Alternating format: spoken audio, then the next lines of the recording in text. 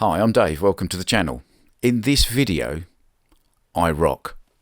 Excellent!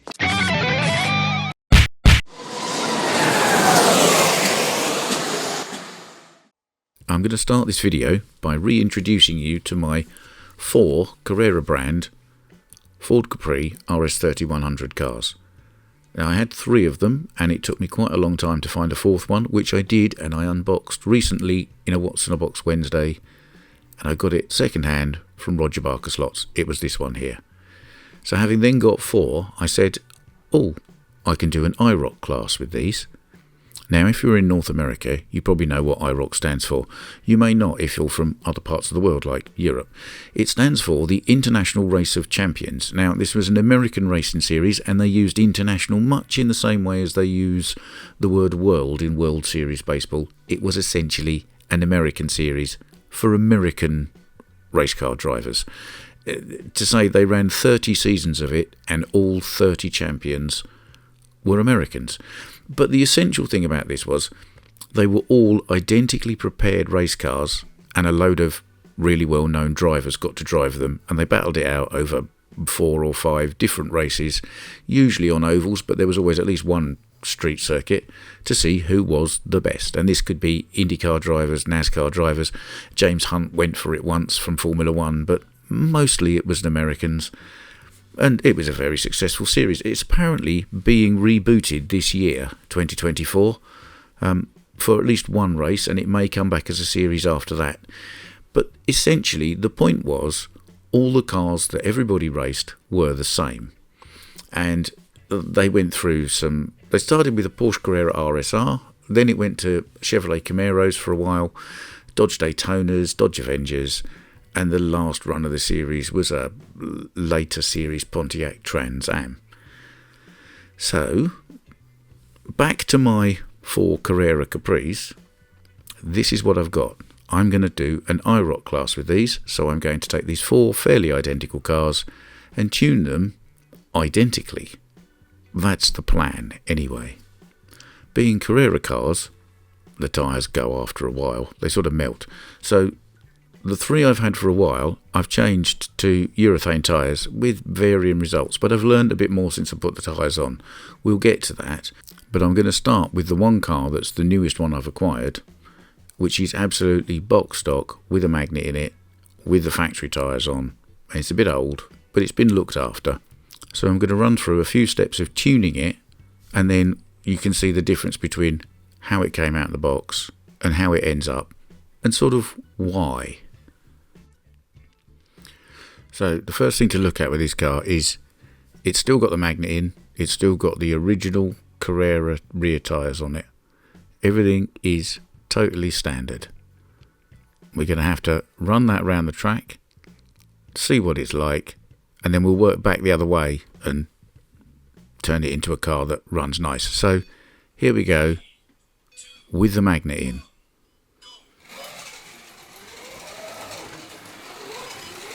Now, my track's got quite a lot of rubber in it, so it's fairly grippy.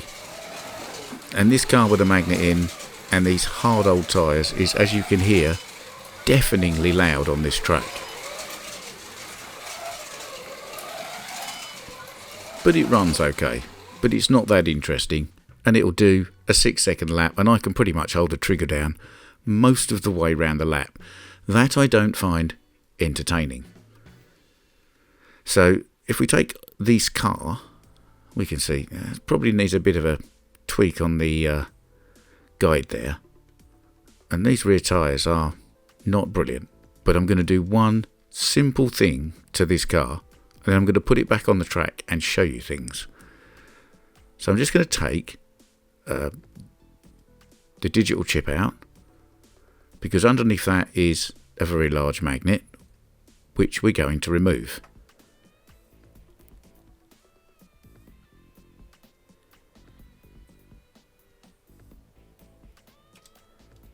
There it is. Big old beast of a thing. That's the middle magnet. Comes in most Carrera cars. Screw the chip back down for now, and then pop the motor out. And there is another second magnet towards the back. Need to get the rear axle out of the way just to get to it easily. There's a little plastic kind of cover on it. You can fiddle about with it. It will eventually spring off. I say eventually. There we are. And there is the second, smaller but still quite big magnet. I'll put that little clip back in just, well, why not? Won't lose it then. And put the motor and the back axle back in and just put it back together. So we are still a box stock car, but with the magnets removed. Now, let's put this on the track and you can see masses of wheel spin, no traction, a horrible rattling noise because actually the tyres are more like hexagons than anything. And this is a perfect example of when you buy a home set car and it's got a really strong magnet in it. This is why. The home set manufacturer is not doing this to make the car drive nicer and easier for you. I mean, yes, he is.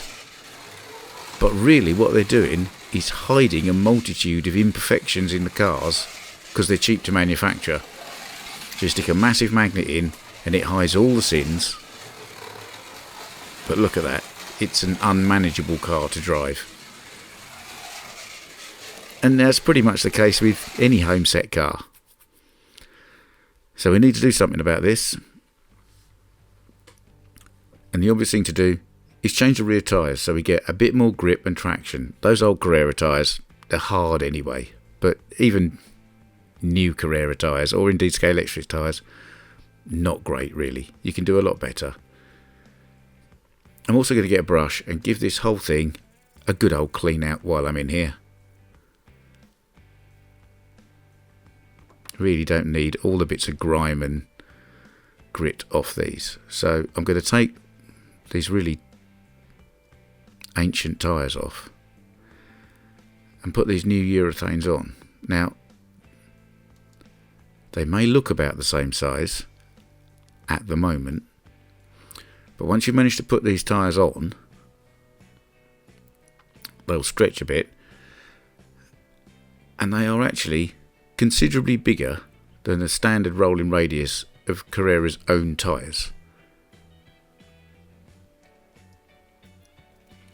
Now, I mentioned before that I've done this before and I've put these tyres on these cars with mixed results because I was finding the cars were unstable. Although they kind of gripped better with the urethane tyres, they were a bit unstable in the corners, so they wouldn't slide, they'd just tip.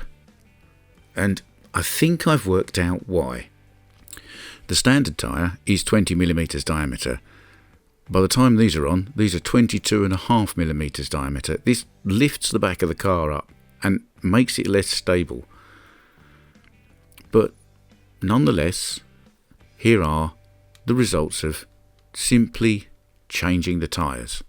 I didn't put a time on it when it had stock tyres on it and no magnet because there was no point. But as you can hear already, this car is a lot quieter, a lot smoother, and as you can see, has a lot more traction on the track with the urethane tyres on.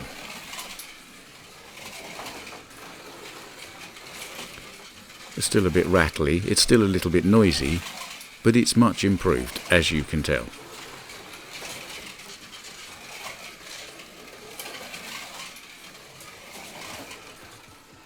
So if we look at this, this has given us a 7-second lap. Now, with the magnet in and the terrible tyres, we had a 6-second lap, but it wasn't a lot of fun to drive.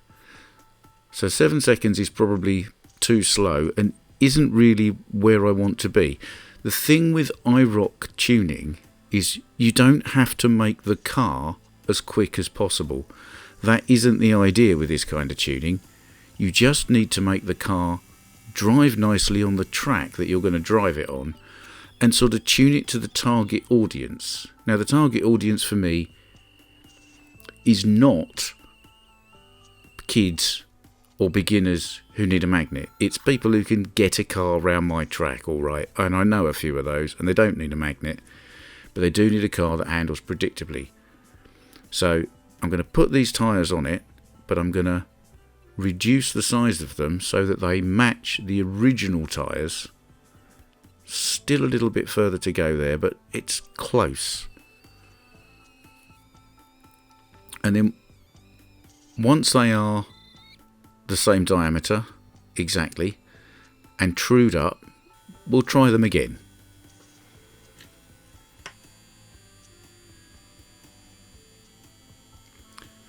And one last thing I'm going to do that I've learnt since the last time I put these tyres on one of these cars is I'm going to put quite a round curved radius on the edge of both tyres. And the reason for that is the more curved that outer edge is, the more the car will have a tendency to slide if you overdo it on a corner.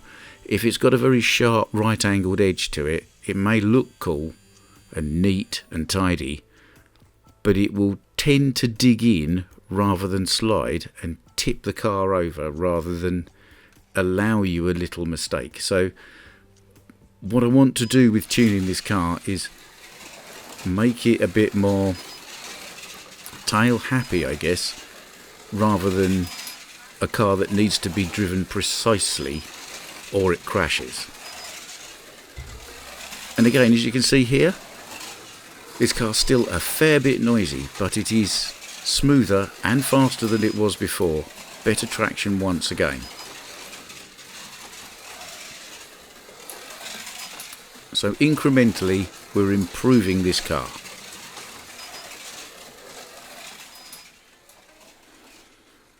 And there we are, we've managed to split the difference between the 7 seconds with untrued new tyres and the 6 seconds with old tyres and a magnet. So we're halfway between. It could do with being a little bit quicker, but these cars mostly need to be quiet because we're going to run 4 of them together on a digital track. They don't want to be noisy, rattly old things.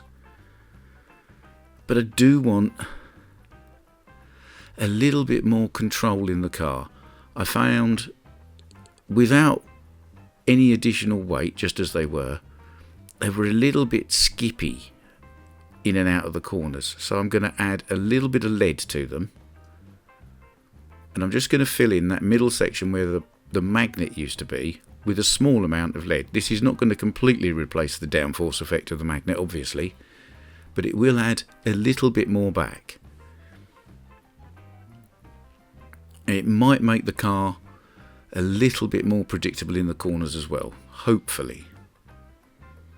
Like I say, I'm not trying to break lap records with this car. I'm trying to make this car handle in a nice manner, in an enjoyable and entertaining way, because it doesn't matter how fast it is, all the cars it's going to race against will be about as fast as each other. So you can take tuning to a different level in that you don't have to tune a car to death and make it twitchy and something that only a really experienced driver can get round a track fast. You can kind of do this middle of the road tuning. Make it a pleasurable experience, doesn't matter how fast it is, and then just make them all the same. So as you can see, I've got about 5 grams of lead there. That will go into that car, and we'll try it again. And I'm sure it will handle quite a lot better. The other thing I'm going to do is, once I've got the lead in here, I'm going to try and just tidy up all the wires inside a little bit so that they don't rattle on the body. I'll try and squish them down a bit, because it just rattles on the inside of the bodywork, which when you've got 4 of them running around a track, it's going to make quite a lot of difference. It's going to rattle. So if you can get it away from the body, that's going to help. The front tyres, well, those little stub axles on the Carreras, they do have a bit of play in them. There's not a lot you can do about that. But they're all pretty much the same. I've got the same kind of wheel wobble on all 4 cars. It's not going to make a lot of difference to the handling. It will make a bit of difference to the noise. You can of course get a glue gun, and if you've got too much free play, in say where the brass meets the chassis rather than on the axles, don't glue gun the axles, but you can glue gun the bushings in, and that will help.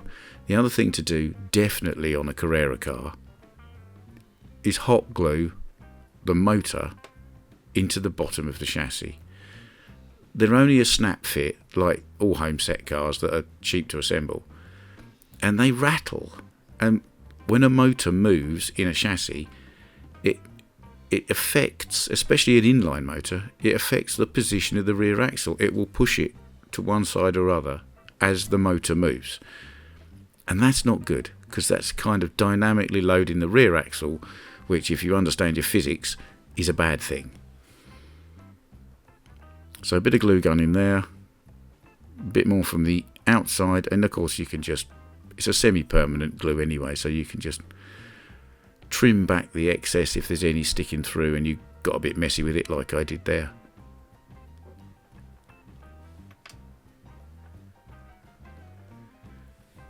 So once we've got the motor stuck down, that's not going anywhere. That's going to hold the rear axle in place properly without it slopping from side to side. We've got all the wires out of the way, a bit of lead in the middle, nicely trued tyres, and that really is probably as far as we need to go with the chassis on this car. Now the bodies are a little bit rattly, and especially with the Capris, for some reason those side windows are glued in, but they're not glued in everywhere, and they vibrate and they rattle around. Now I've got a cure for that, and it is of course good old EMA Model Supplies plastic weld, which is a solvent. Now for some reason there's these little clips on the inside that hold the interior, as well as the 4 melts that hold the interior against the side of the shell. So I'm not so fussed about these cars. They're not super expensive cars. I'm just gonna splash a load of this solvent about and stick the interior in, so it can't move against the body, which should stop a lot of the rattling. And then turning to the top side and these rattly windows, very, very carefully, if you can just dab, I mean, mind it doesn't wreck the paint because it can dissolve the paint, but if you can just dab a little bit of this clear solvent in the gap between the body and the window panel, and let capillary action run that round the join as it should, that should hold that window in place. And again, you can do the same the other side, and I just do the corners front and back, and once that's all glued solid, no more rattles in the body at all. Just check there are nothing else. No, there isn't. So we should be able to put this all back together now, and this car should run very smoothly, very quietly, and set a reasonably respectable time.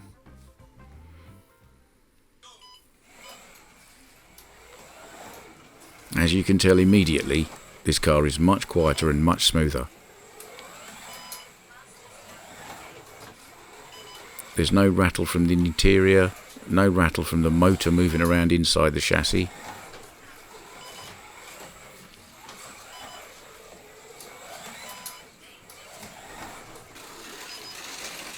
This is how it was before we applied the glue and trued the tyres, but with the new tyres in. And this is how it is now.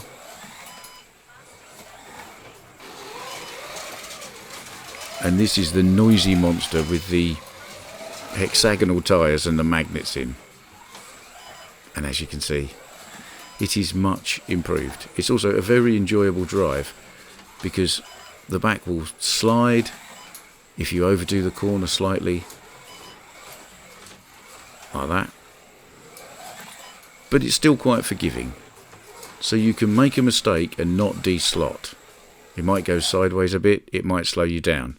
but you have got to get it very wrong for it to ruin your whole race. And now, after much fettling, you can see I have done 4 identical tunes on all 4 cars. So they all have the motors glued down, the magnets removed, 5 grams of lead in the middle, and true tyres that are trued down to the same radius, and they all have a lovely radius edge on them as well. As you can see there and there. So we need to take 3 of these off the track for a minute and take one of them for a drive, and we'll take each one for a drive in turn, just so you can see that they're all nicely tuned the same.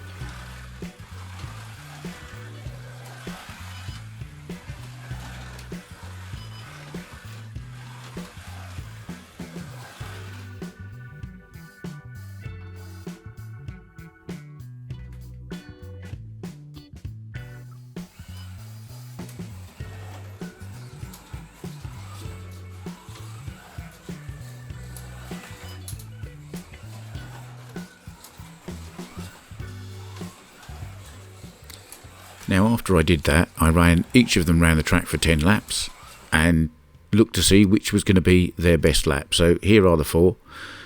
These are the real numbers you need to look at, and these numbers here as well. So if I kind of transpose those onto the screen, you can see of the 4 cars, they're all 6.5 seconds, 6.7 seconds-ish, within 0.2 of each other. So that is good enough. And I have to say the slowest one is slowest because it was the one I did first, and the fastest one is the one I did last. So I was clearly getting my eye in and into a rhythm on the lap. So it was a kind of a, I guess, an imperfect test, but the point is there. So just a quick recap for tuning home-set cars, really. Replace tyres with the urethanes. Generally, that's better than the factory-supplied tyres. True them to the same diameter as the original tyres, though. It keeps the cars in balance. Replace some of the magnetic downforce with some lead. How much, where, depends, varies on the car and the track, but you kind of play about and you get it there. Glue the axle bushings into the chassis. That stops some vibration. And glue any snap-fit motors into the chassis with some hot glue. It's temporary, you can pull it apart again. And of course, glue any loose body and interior pieces together, and then you should have, broadly speaking, a predictable handling car that doesn't rattle. So it should be smooth and fairly quiet, and a lot better than it was when it came out of the box. So there we are. That's all 4 cars tuned as close as I can get to being the same, and not tuned insanely to be as fast as they possibly could be, but just tuned so that they all drive nicely and in an entertaining manner. That's more important than out and out speed here, and I'm quite happy with that. I shall have to get 3 friends round. They probably know who they are and they're watching this already, and we'll have to have a bit of an IROC race. More of this to come. As always, thanks for watching one of my videos. If you liked it, you will find a button specifically for that. Please subscribe to the channel. It's free and it really does help. If you press the bell, you will get a notification the next time I post a video. And as always, check out this slot car channel.